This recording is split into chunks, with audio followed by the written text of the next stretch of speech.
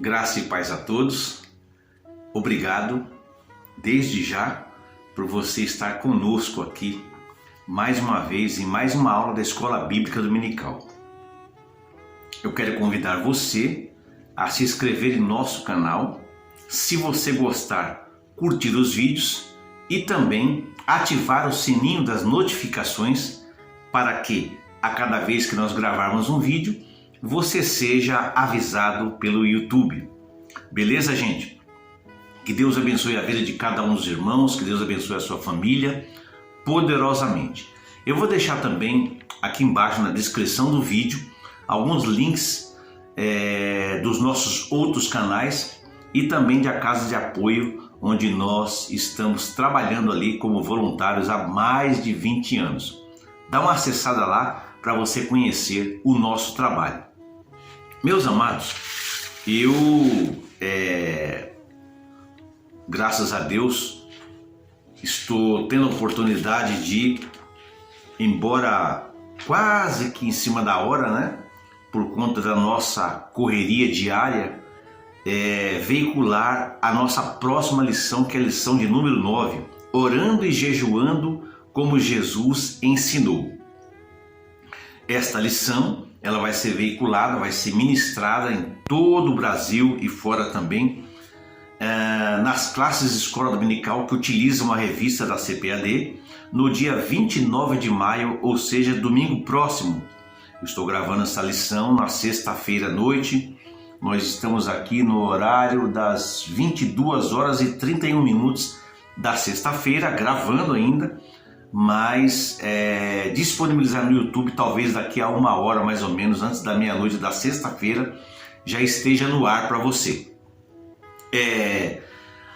Você pode também, eu vou deixar na tela aí, hashtag Palavra Pensada, então, para que você tenha acesso às nossas redes sociais. Meus amados, o texto áureo desta lição, orando e jejuando como Jesus ensinou, está em Atos dos Apóstolos, capítulo 13, versículos 2 e 3, que diz assim: Disse o Espírito Santo, apartai-me a Barnabé e a Saulo para a obra a que eu os tenho chamado. Então, jejuando e orando, e pondo sobre eles as mãos, os despediram. A verdade prática, que é aquela que nós aplicamos na nossa vida no dia a dia, diz: a oração e o jejum são disciplinas espirituais que potencializam sensivelmente a vida piedosa do crente. A leitura bíblica em classe, eu não vou fazê-la, peço que você dê uma pausa no vídeo para fazer a leitura bíblica em classe. Está em Mateus, Evangelho segundo escreveu Mateus, Evangelho de Jesus segundo escreveu Mateus, capítulo número 6, versículos 15 ao versículo 18. Tudo bem, gente? Então dá uma pausa, dá uma lida aí neste trecho da lição, para que você volte então novamente. Nós vamos fazer a introdução da revista, tá? Ler a introdução e também depois explanar aqui o corpo do comentário feito pelo autor. A introdução, ela diz o seguinte: nesta lição aprenderemos acerca da oração conforme ensinada por Jesus Cristo, bem como as lições espirituais do jejum. O Divino Salvador nos assegura que, orando e jejuando ao Pai em secreto, Ele não estará indiferente às aspirações da alma, isto é, às nossas orações. Contudo, é imprescindível que a oração e o jejum sejam realizados da maneira que Jesus ensinou. Por isso, estudaremos o modelo da verdadeira oração e jejum ensinado pelo Senhor Jesus no Sermão do Monte. Então, uma oração bem feita, um jejum conforme o modelo bíblico, com certeza terá a sua eficácia espiritual. Então nós vimos na lição passada, gente, que Jesus, ele tratou, do nosso comportamento, qual é a motivação pelas quais nós fazemos as coisas, e ele complementa então agora aqui com que Jesus tratou aqui a oração verdadeira. E a principal característica da oração verdadeira é justamente ser um meio de comunicação com Deus.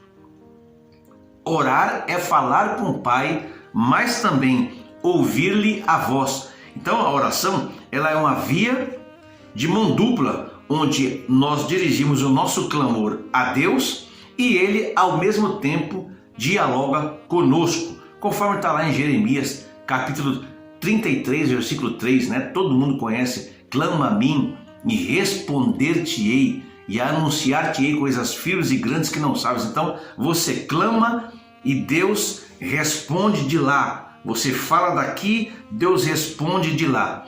E nós percebemos aqui, não é? Se você já fez a leitura bíblica em classe, você vai perceber que Jesus condenou os fariseus porque eles tornaram a oração um instrumento, não é, de orgulho religioso, conforme está no versículo 5 da lição, né? Vamos ler o versículo 5? Jesus falando: e quando orares, não seja como os hipócritas, pois se comprazem em orar em pé nas sinagogas e às esquinas das ruas, para serem vistos pelos homens. Em verdade vos digo que já receberam o seu galardão. Então veja aqui, motivo de orgulho. Então eles davam ênfase no exterior para transparecer piedade, para mostrar para as pessoas como eles eram espirituais, mas o coração, na verdade, permanecia envolto em hipocrisia. Por isso Jesus os chamou certa vez também, conforme está em Mateus capítulo 23 e o versículo 27, de sepulcros caiados, ou seja, bonitos por fora, bem ornamentados por fora, mas por dentro cheio de ossos podres. Então, bem vistos por fora, mas imundos por dentro.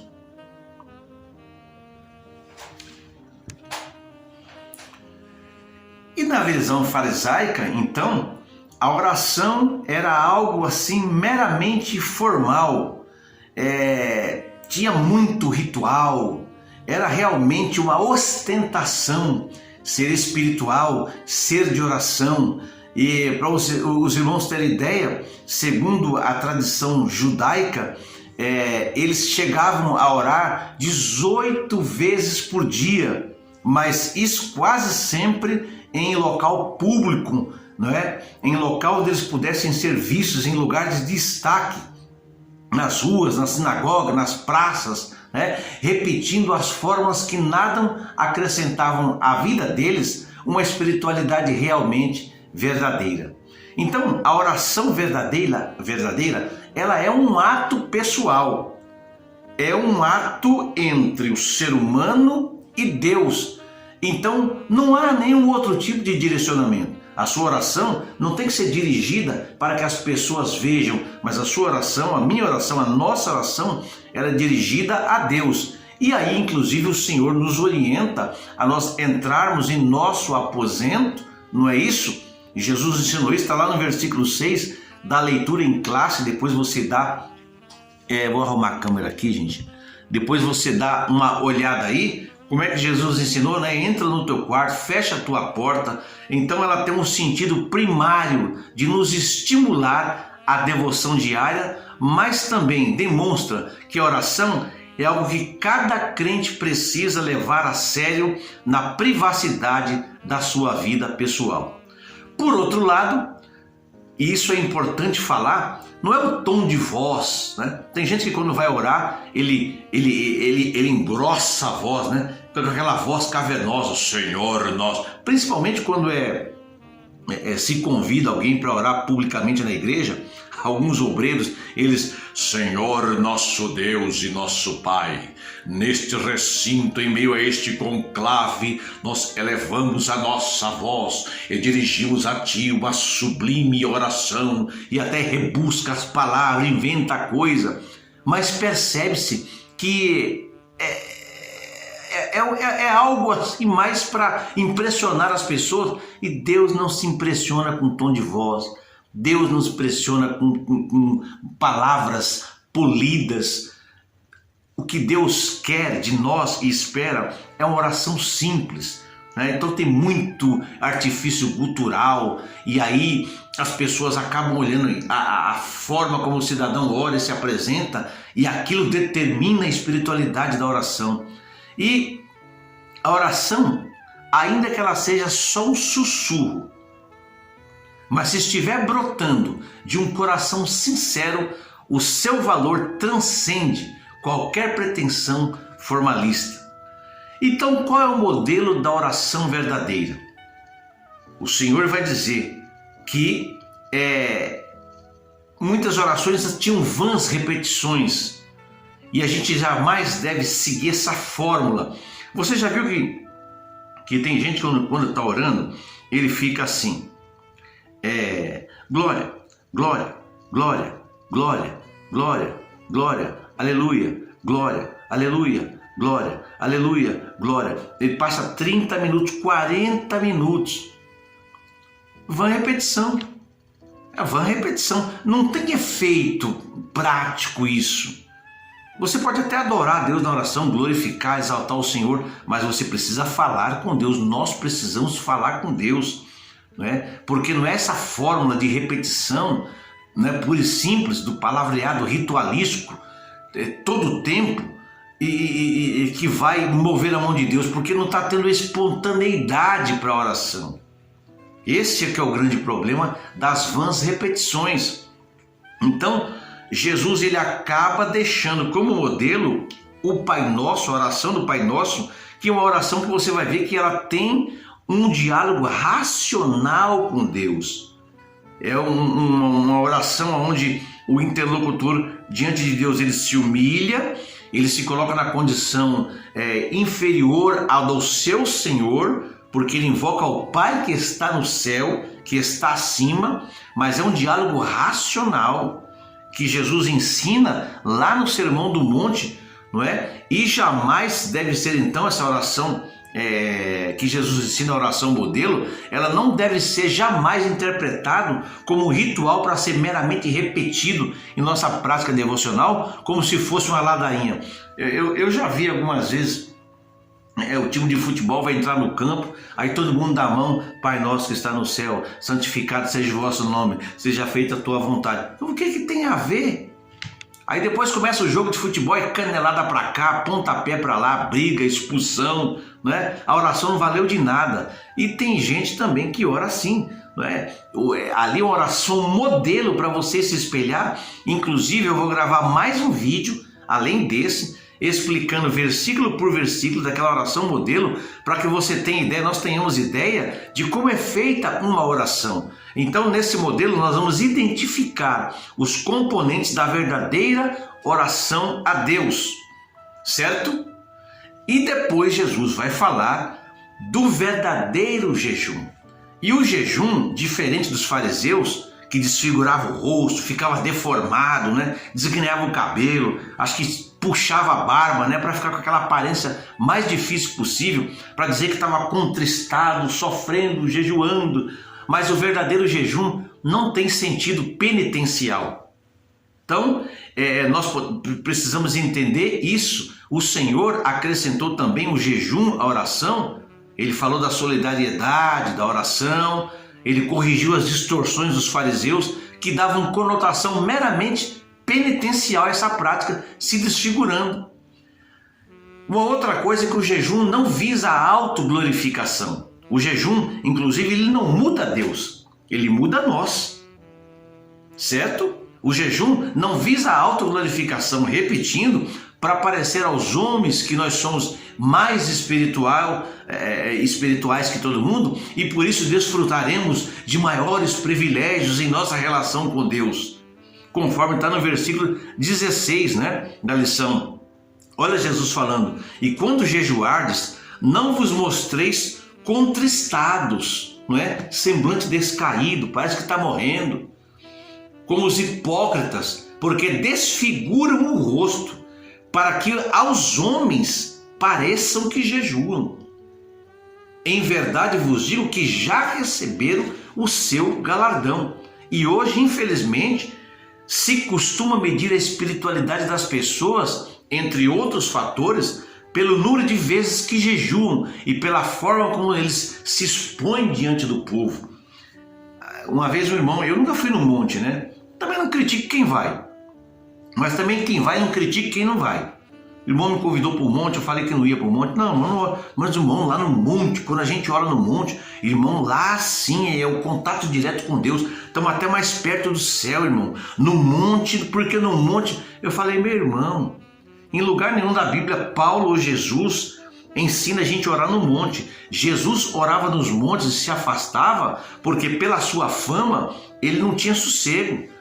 Ele às vezes tinha que pegar, se afastar num barquinho até a praia, e o barquinho era o púlpito dele para ele poder pregar, para ele poder ter um distanciamento, porque as pessoas queriam tocar, queriam apertar Jesus, queriam tocar na veste dele. Uma certa vez Jesus disse, quando a mulher do fluxo de sangue, tocou na orla do seu vestido, e Jesus disse, olha, alguém me tocou, e os discípulos até ironizaram, Senhor, a multidão te aperta, você está perguntando quem me tocou, está todo mundo te encostando, né? Então Jesus ele precisava muitas vezes ir para um lugar deserto, para um lugar separado totalmente, e ele preferia subir aos montes ou num lugar deserto. Então aquilo não é doutrina, era uma particularidade de Jesus. Posso ir no monte, irmão? Ele pode orar no monte, não tem problema nenhum, mas não critique quem não vai e nem ache que a oração do monte ela é mais eficaz e mais poderosa do que aquele que não vai ao monte, mas que segue o modelo de Jesus, que entra no quarto, fecha a porta e ora em secreto. É a sinceridade do coração.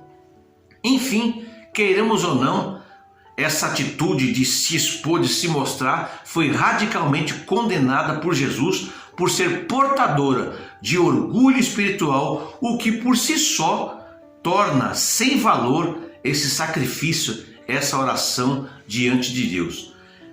A outra coisa é que o jejum é um ato de entrega pessoal.